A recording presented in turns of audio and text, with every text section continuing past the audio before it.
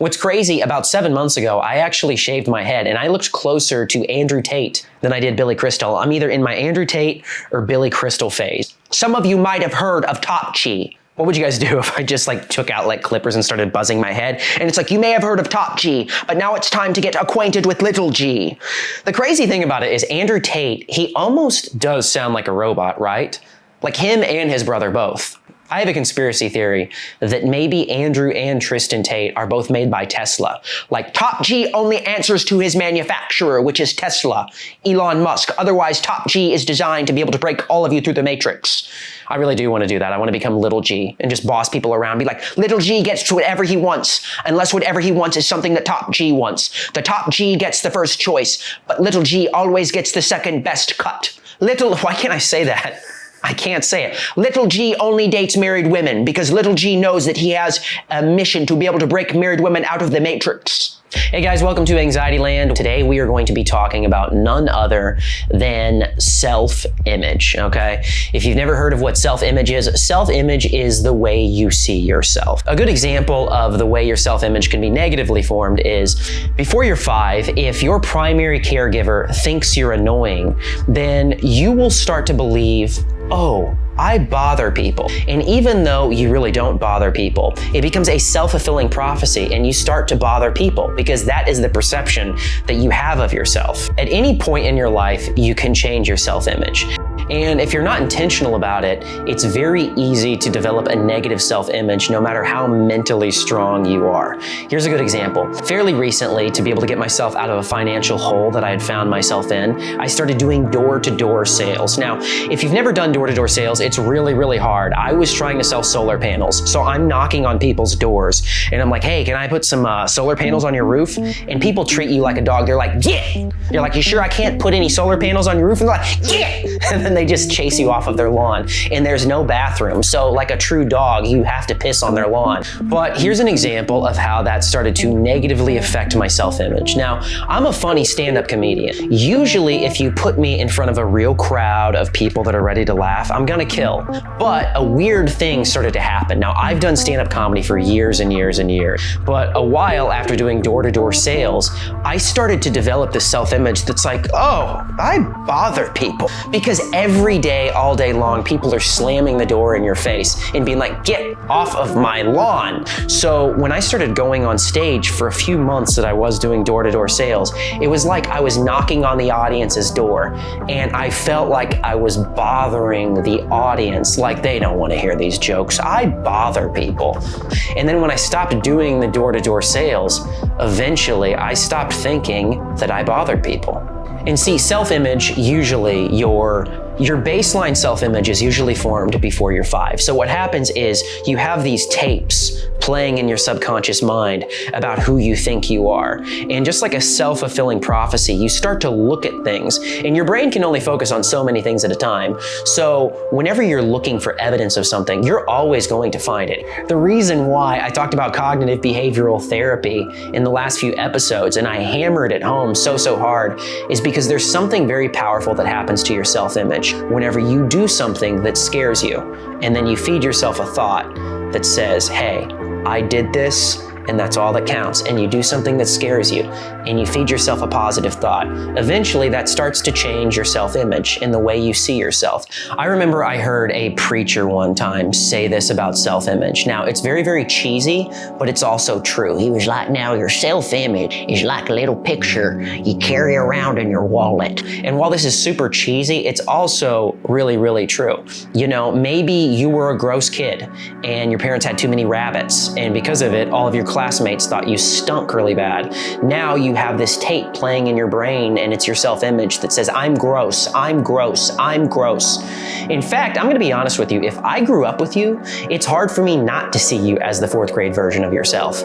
Anytime I see somebody on Facebook that I went to elementary school with, I'm like, you're not fooling anyone with this lawyer talk, Gerald. I remember when you used to take dumps in the urinal. It's so gross to me that kids used to actually do that. I don't believe in capital punishment unless it's for pooping in a urinal.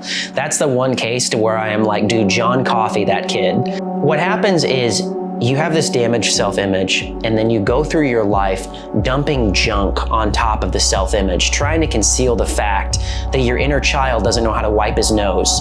So when you see a CEO that's like, I am a very powerful man and I will destroy you, really what he's saying is, you stole my purple crayon! So we actually had a school bully who would do wrestling move on all the kids, but he also had a speech impediment. So he would grab kids' heads and be like, diamond cutter, stone cold stunner. And I remember one of the kids one day stood up to him and goes, you can't even talk. And then the kid just like shut down completely. And then like for the rest of all of high school, this kid just had school shooter energy. I don't know who I feel worse for, the kid who got stone cold stunned or the kid who couldn't say purple. So I learned the most about self-image from a guy named Maxwell Maltz. Now he might have even discovered the self-image, I'm not really sure, but he wrote a book called Psycho-Cybernetics. And this guy had to be the most ethical plastic surgeon that I've ever heard of. So what he would do is, if someone came to him and was like, hey, my nose is so big and I just want to get it changed, he would really do a little bit of prodding, and he would say something along the lines of, okay, why do you think that your nose is too big? And so he would give these people self-image exercises. He would have them do cognitive behavioral therapy type stuff, and then he would have them do visualization.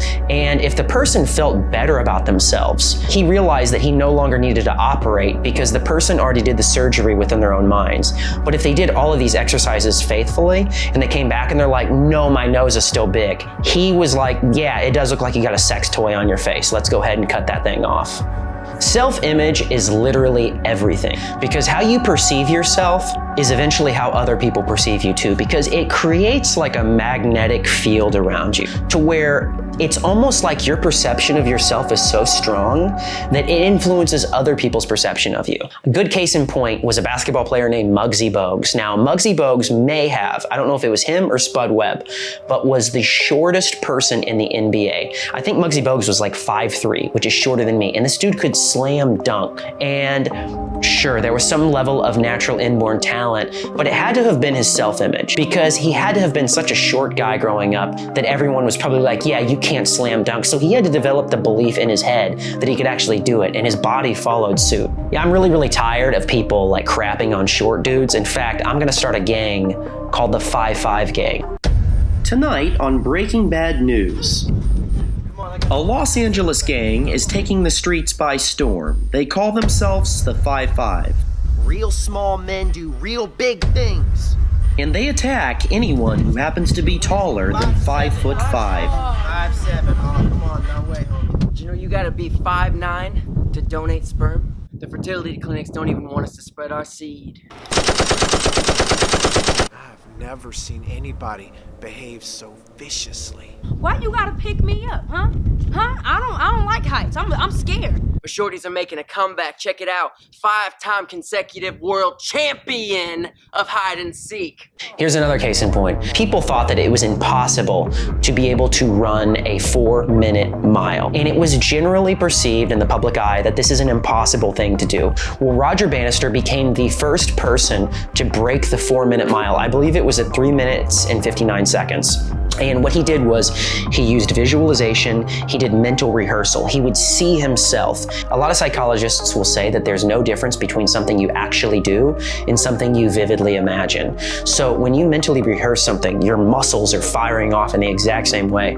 So Roger Bannister was visualizing himself breaking the 4-minute mile, and he did. And here's the crazy part. After he broke the 4-minute mile, high school kids started being able to break this 4-minute mile record. Other people saw him do it, and that allowed them to visualize and thus believe that they could do it. A lot of times the things that we put on ourselves, the limitations that say we can't do something, it's a lie, because whatever it is that you believe will eventually become a self-fulfilling prophecy. The problem with me growing up was my self-image was very schizophrenic, like it fluctuated. I would either have the confidence of James Bond or Woody Allen. Anorexia and bulimia is a perfect example of someone who has a really bad self-image, because you could be a perfect 10, the most gorgeous person in the world, and you're just walking on the catwalk and in like a runway show. But then whenever you look in the mirror, you just see like,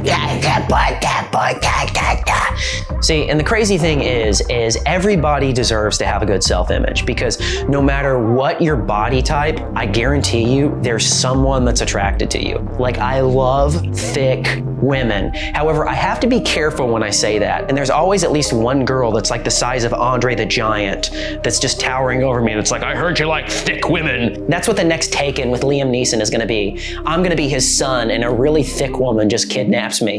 And Liam Neeson is like, I have a very special gift of skills, and I will find you. And she's like, he's in my brassiere. Yeah, I don't want to date a girl who can peer into a third-story window. And some people are like, oh, that's so mean. But here's the thing. There's someone who is attracted to that. To be naked and not ashamed. The first thing after Adam and Eve sinned was they realized that they were naked, and then they were self-conscious about their bodies. These were the first humans, and they felt shame when they were naked. And now we have this whole ordeal that we're in today, to where people are looking at the way jeans make their butt look. It's a miserable existence. I think the answer to all of this is just to forget about yourself all together. This is from C.S. Lewis in his book, Mere Christianity. But there must be a real giving up of the self. You must throw it away blindly, so to speak. Christ will indeed give you a real personality, but you must not go to him for the sake of that. As long as your personality is what you're bothering about, you are not going to him at all. The first step is try to forget about the self altogether. Your real, new self, which is Christ's and also yours, and yours just because it is his, will not come as long as you are looking for it. And then he goes on to say, even in social life, you will never make a good impression on other people until you stop thinking about what sort of impression you are making. Even in literature and art, no man who bothers about originality will ever be original. Whereas if you simply try to tell the truth without caring two pence about how often it has been told before, you will, 9 times out of 10, become original without ever having noticed it. So when I say this, I'm actually preaching to myself here, okay?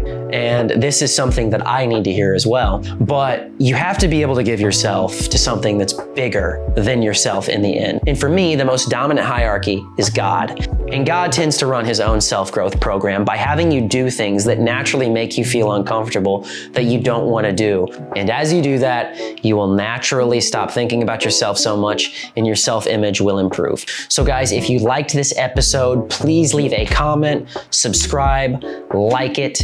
This program has been brought to you by the Vezbi App. Download the Vezbi App in app stores now, and you can get exclusive content from me there. And then also, guys, we have t-shirts that are coming. So if you are a fan of Anxiety Land, then sport your t-shirt. When people are like, what's Anxiety Land? You're like, oh, it's the best show of all time. And if you don't watch it, I'll kill you. It's gonna look like this.